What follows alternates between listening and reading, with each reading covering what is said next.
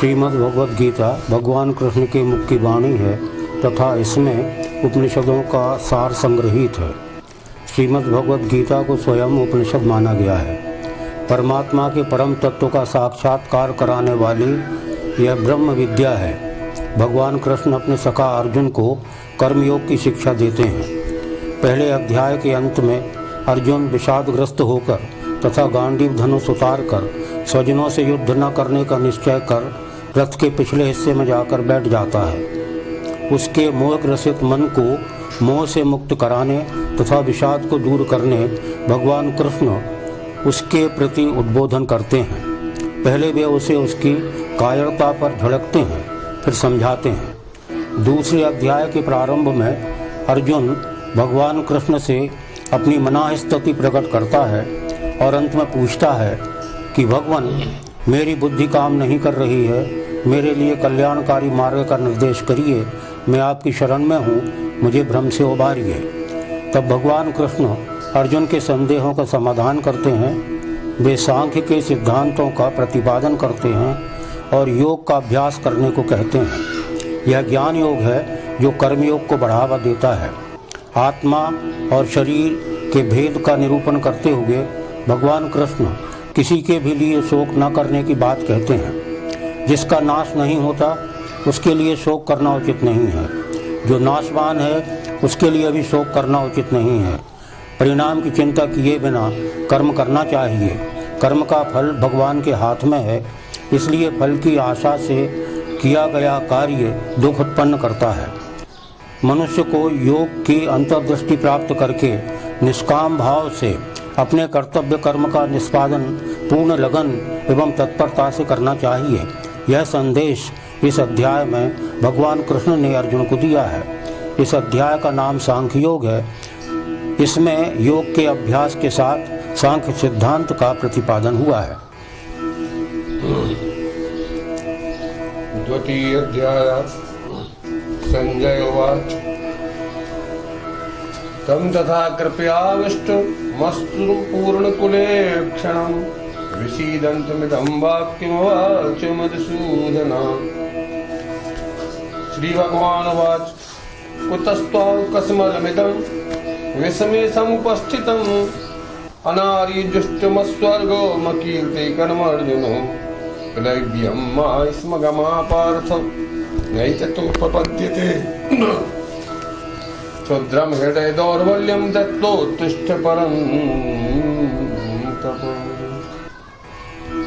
संजय ने कहा, सुनो राजन, अर्जुन विषाद में डूब गया। स्वजनों के प्रति मन में उसके जागा कुछ ऐसा मोह नया। अंतस हो गया द्रवित उसका जिस तरह नमक घुलता जल में। धीरज उसका उड़ गया कहीं, उड़ जाता ज्यों बादल नभ में। कीचड़ में फंस कर राजहंस यों मलिन दिखाई देता है। ममता से व्याकुल अर्जुन का मुख विकल दिखाई देता है। अंतस में उमड़ रही करुणा, नेत्रों में छाई व्याकुलता। अर्जुन की आँखों से बहते आंसू का वेग नहीं थमता।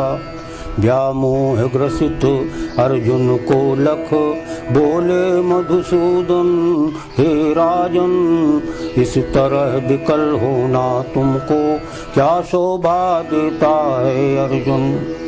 सबसे पहली यह बात कि तुम हो कौन, विचार करो इसका। यह क्या जो तुम कर रहे, रहा क्या भान सही तुमको इसका।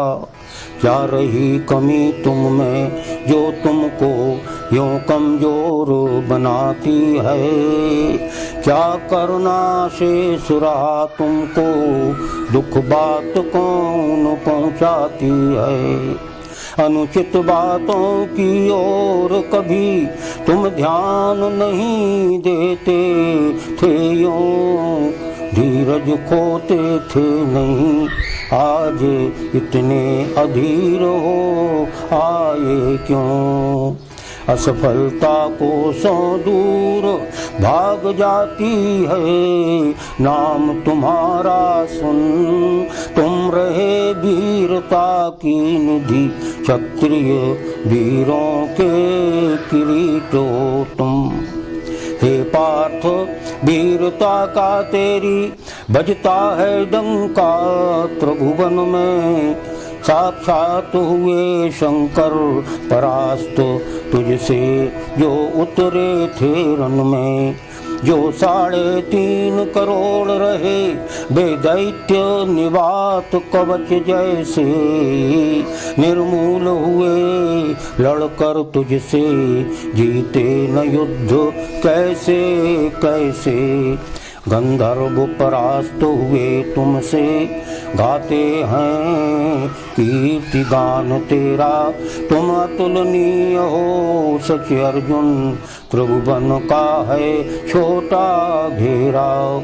इस तरह पराक्रम उच्च कोटि का रहा तुम्हारा पार्थ सदा, फिर आज हुआ क्या तुमको जो है आँखों से यह अश्रु बहा।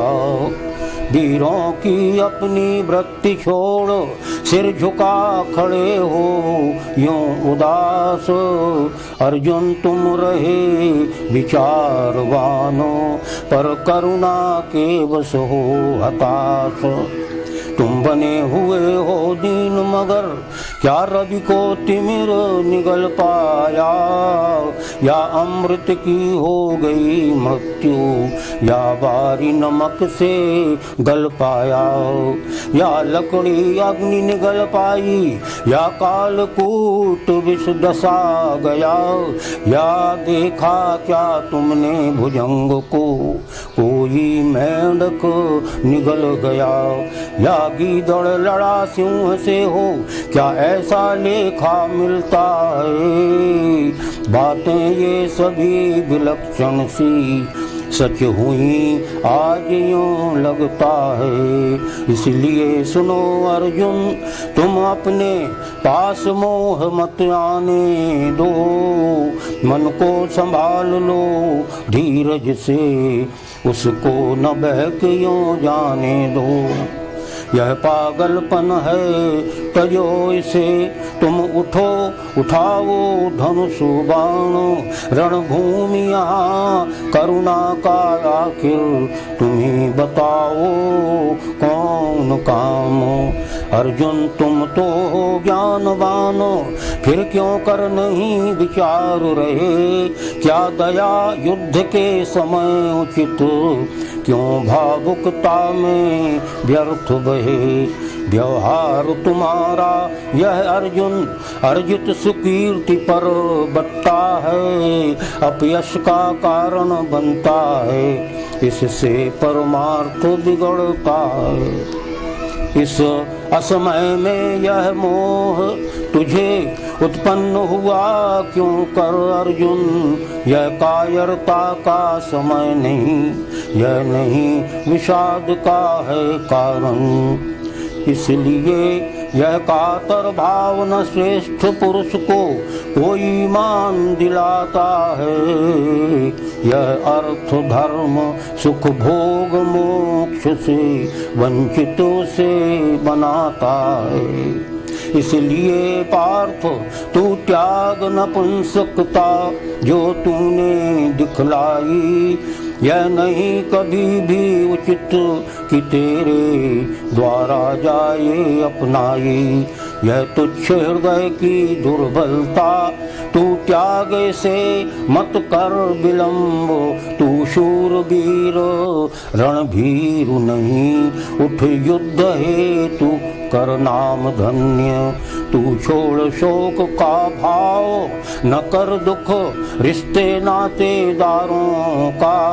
धारण कर धीरज समन किए चल तू अपने व्यवहारों का।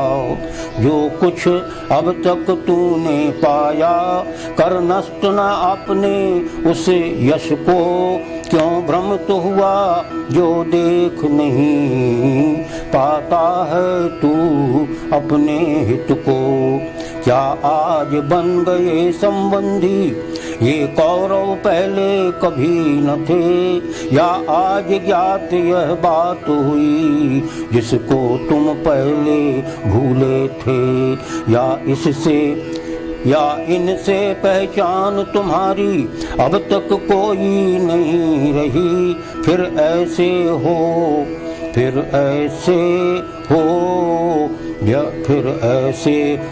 क्यों व्यर्थ दुखी, जब अवगत है यह सत्य सभी। इसके पहले नहीं युद्ध का क्या कोई अवसर आया, या अपूर्व या सहसा कोई यह अलक्ष्य दुर्दिन आया। क्या न कलह के नित्य खेल से अब तक रहे अपरिचित तुम। फिर यह क्या हो गया कि इतने व्याकुल हो आए हो तुम। बहुत बुरा यह काम हुआ तुम फंसे मोह के फंदे में। केवल घाटा ही घाटा है भय विभ्रम के इस धंधे में। कीर्ति तुम्हारी जाएगी ही, हाथ न कुछ भी आएगा। लोक और परलोक न कोई कभी सुधरने पाएगा। सिद्ध नहीं होगी हितकारी मन की आई दुर्बलता। अदा पतन होता क्षत्रिय का रण में जो दुर्बल बनता। अर्जुन को समझाने का कर चले यत्न यो रघुनंदन। मनोभाव अपने दर्शाने लगा तभी उनको अर्जुन।